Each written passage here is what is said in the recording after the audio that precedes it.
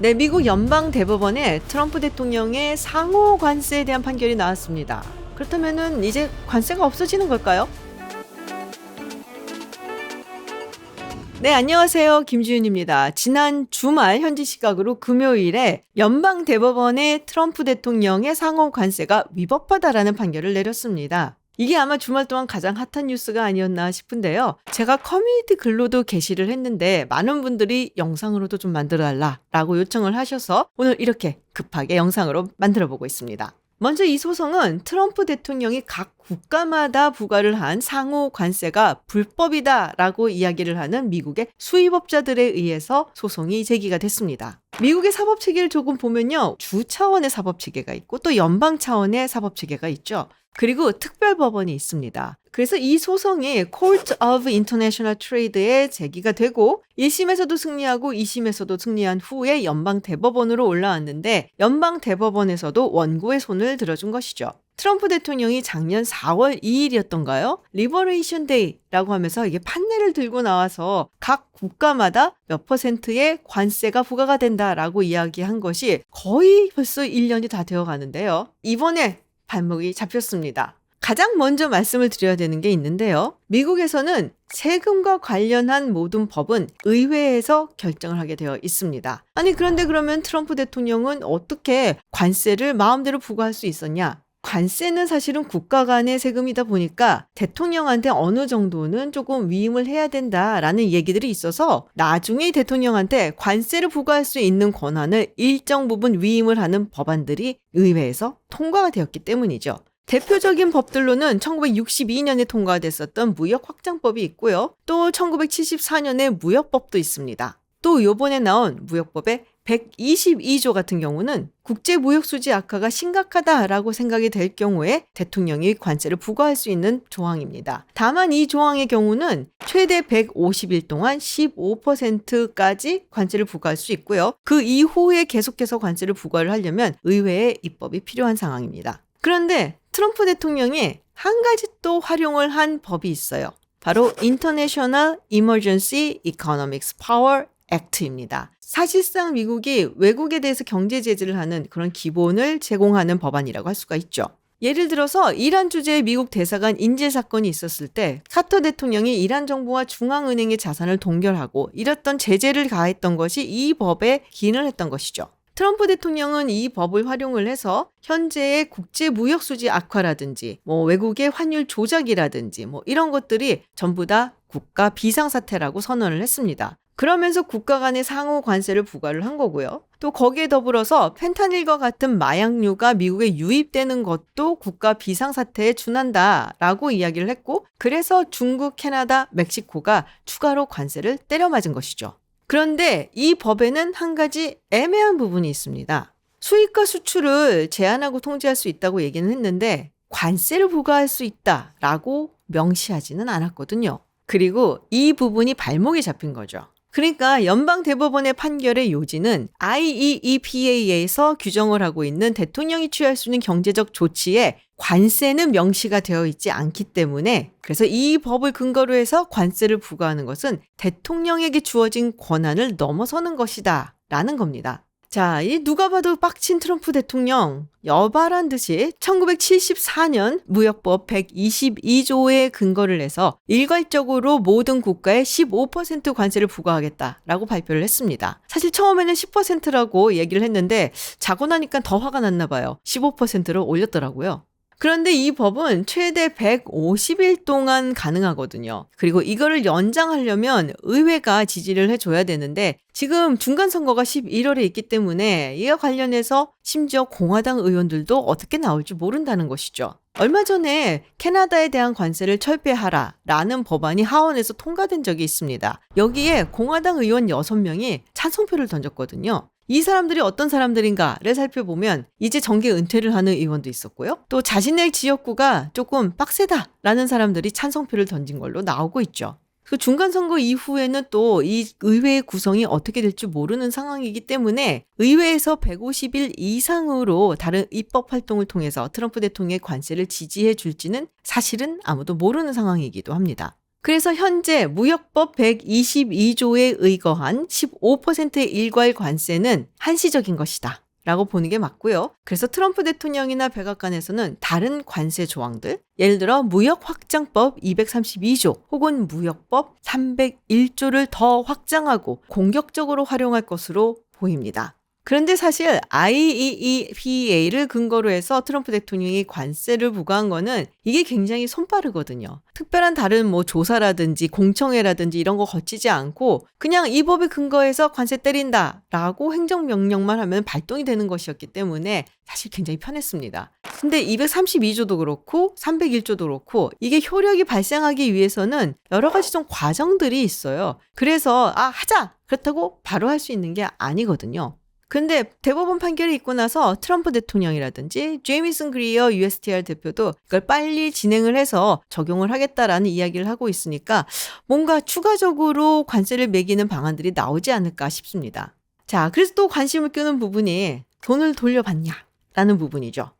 이게 어쨌든 패소를 하게 됐으니까 백악관 그리고 미국 행정부가 부당하게 돈을 걷어간 게 되는 거거든요. 그렇다면은 뱉어내야죠.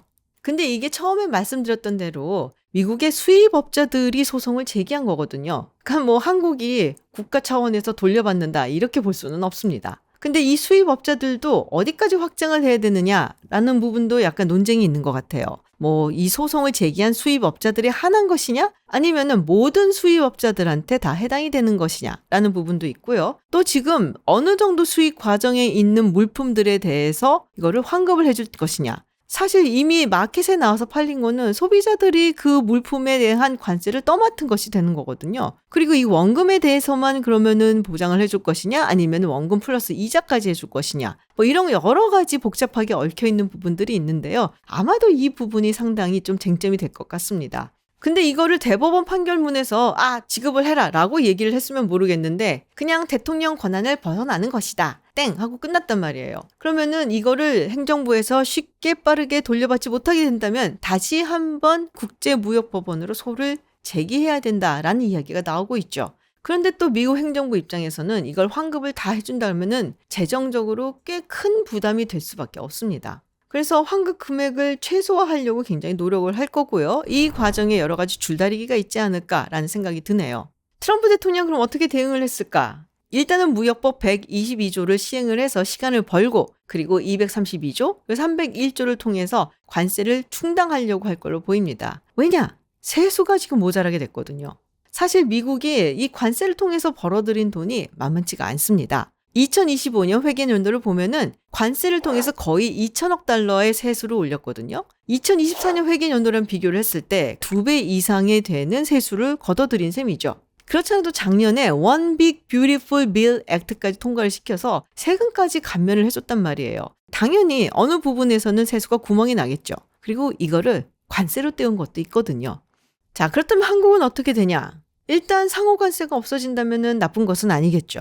그런데 문제는 이번 판결이 우리가 미국에 수출하고 있는 모든 제품에 대한 관세를 없애는 것은 아니다라는 겁니다. 연방대법원의 판결은 IEEPA에 근거한 관세가 잘못되었다라는 겁니다. 다른 법조항에 근거한 관세는 건드리지 않았다는 거예요. 즉 국가안보에 위협이 된다라는 의미의 무역확장법 232조를 근거로 한 관세는 건드리지 않았다라는 건데요. 우리나라의 대미 수출에서 많은 부분을 차지하고 있는 것은 자동차죠. 그런데 자동차 같은 경우에는 무역확장법 232조에 근거해서 관세가 부과되었습니다. 그러니까 이번 판결하고는 상관이 없는 것이죠.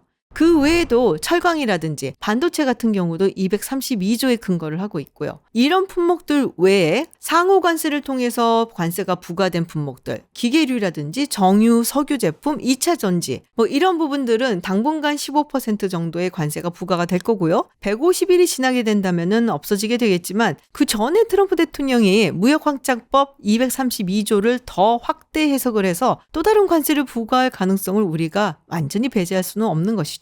또 트럼프 대통령이 지금 약이 오를 대로 올랐기 때문에 우리가 사실 약속을 했었던 이 투자법을 빨리 통과를 해서 해라 라고 압박을 가할 수도 있는 거죠. 그래서 232조에 근거해서 부과를 하고 있는 자동차라든지 반도체라든지 뭐 이런 관세를 15에서 20으로 다시 올리겠다라고 얘기를 할 수도 있고요. 다른 품목에도 관세를 부과하겠다라고 이야기를 할 수도 있는 거고요.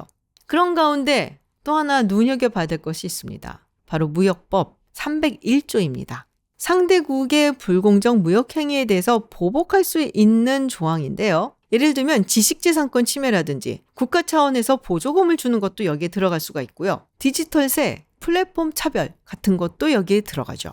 그리고 일단 301조로 보복관세를 때리겠다라고 한다면은 이 대상이 되는 품목에는 사실상 제한이 없습니다. 그런데 되짚어 보면 트럼프 대통령, JD 벤스 부통령, 그리고 미국의 고위급 관료들이 언급한 것들 중에서 301조와 관련해서 압박을 가할 수 있는 것들이 있기는 합니다.